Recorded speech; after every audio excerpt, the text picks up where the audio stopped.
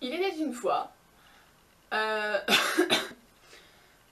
Zurich un jeune homme, fils d'apothicaire, qui naquit sous le nom de Hans Limpenbein. Voilà. Et ce jeune homme voulait donc être apothicaire comme papa. Le problème, c'est qu'il faisait plein d'expériences bizarres, en tant qu'étrange. Il cherchait l'élixir de jouvence, entre autres, et tout ça. Que son père n'envoyait pas d'un très bon oeil. Un beau jour, alors, on lui chargea de livrer une potion pour un conseiller.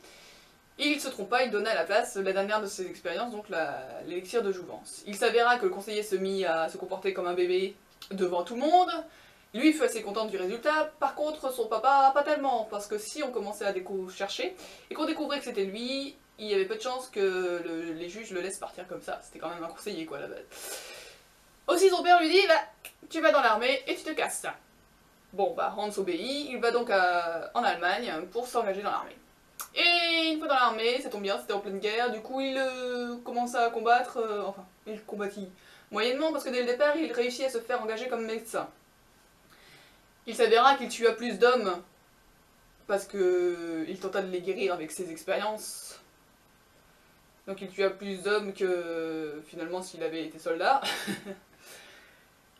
Et ses expériences n'avançaient pas, toujours pas en fait, ça marchait pas des masses.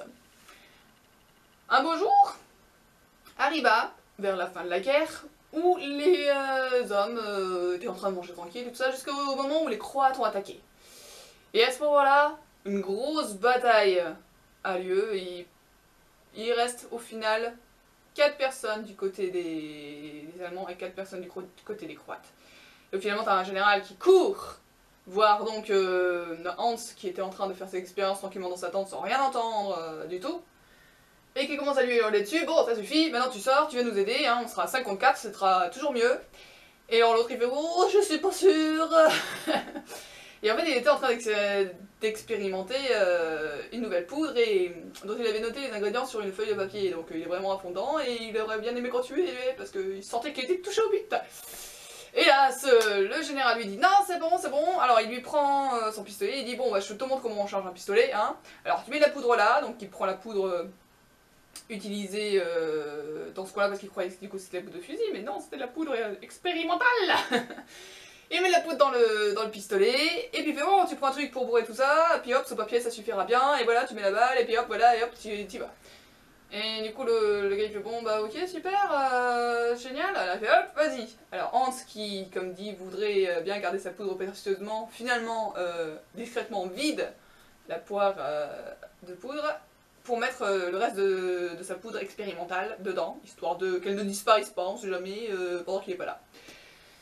Et il sort dehors, alors il commence à se dire bon bah je vais me foutre dans un coin, tranquille, va rien toucher, et puis hop, je retournerai bien sous ma tente assez vite. Le problème c'est que voilà un croate qui se ramène, le gars a perdu un bras mais ça n'empêche pas que de son autre bras il commence à tourner une rapière gigantesque, et il fonce droit sur Hans. Alors Hans il commence à flipper, et ben non mais on va se calmer, et ça n'arrange pas grand chose bien sûr, le croate ne parle pas la même langue, et alors du coup il court, et le furet, et on se retrouve finalement avec leur pistolet, et puis oh putain, non, ça va servir à rien, de toute façon c'est même pas de la poudre, et puis au final, bon, il tire par réflexe, et là il s'avère que le bras du croate repousse. Alors Hans il est what, le croate il est what, et au final, au moment où le croate se dit bah je vais quand même lui buter sa gueule parce que bon voilà, Hans il fait pousse, le croate s'arrête, et puis Hans, très expert, va ausculter du coup le bras, il fait oh la vache, Et alors finalement il recharge donc son pistolet avec cette fameuse poudre, et puis hop, il tire sur un croate qui a la gorge tranchée.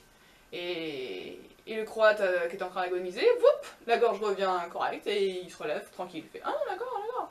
Et il continue comme ça ses expériences donc sur ce qui l'entoure. Il ressuscite même un croate mort. Et il comprend qu'il n'est pas obligé de tirer en fait avec son pistolet, même en faisant juste brûler la poudre à côté de quelqu'un, ça marche aussi. Alors il est assez content et tout ça, et puis au bout d'un moment il y a son général qui lui fait des grands signes, et du coup il se ramène.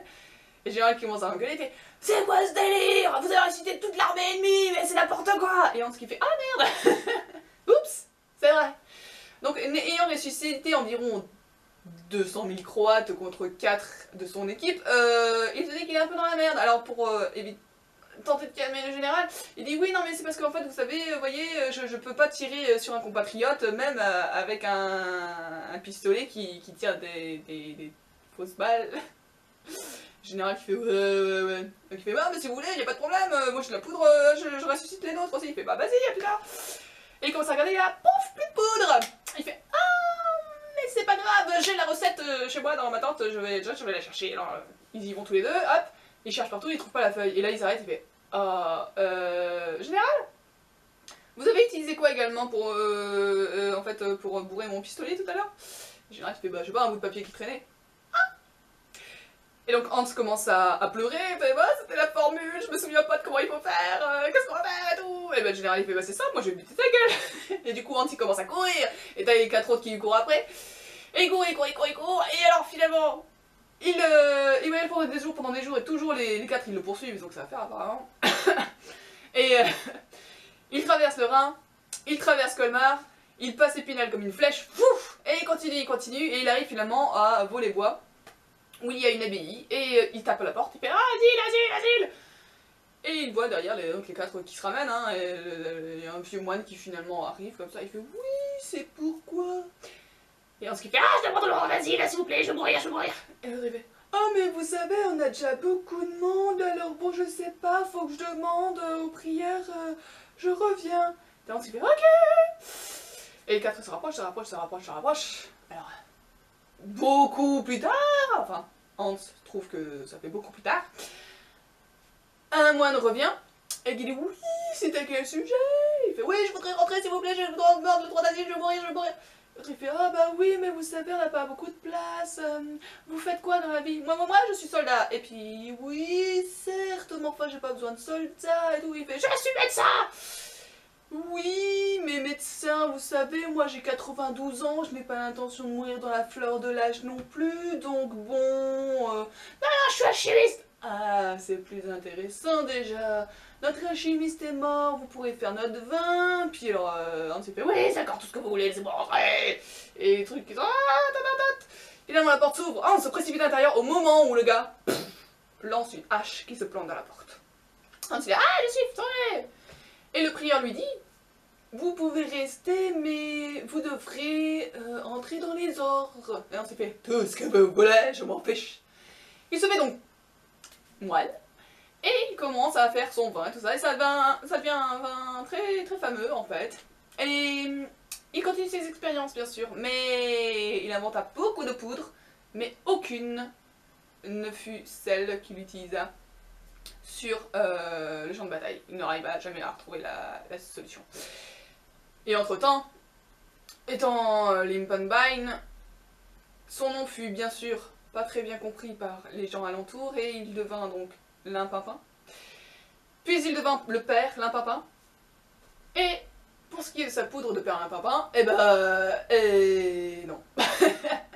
Et ils ne la retrouvèrent jamais. Même si, bien sûr, l'histoire des Croates ressuscités avait fait tout le tour, beaucoup étaient venus pour lui demander la poudre de père Limpinpin, mais non. Non, il a trouvé la poudre insecticide par contre. La poudre fumigène et plein d'autres poudres, mais jamais celle du champ de bataille. Mais il est mort là-bas, tranquille, très bien, en paix on va dire. Hein.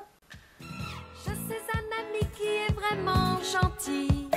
Il est drôle et fou, mais quand j'ai des soucis, je vais le chercher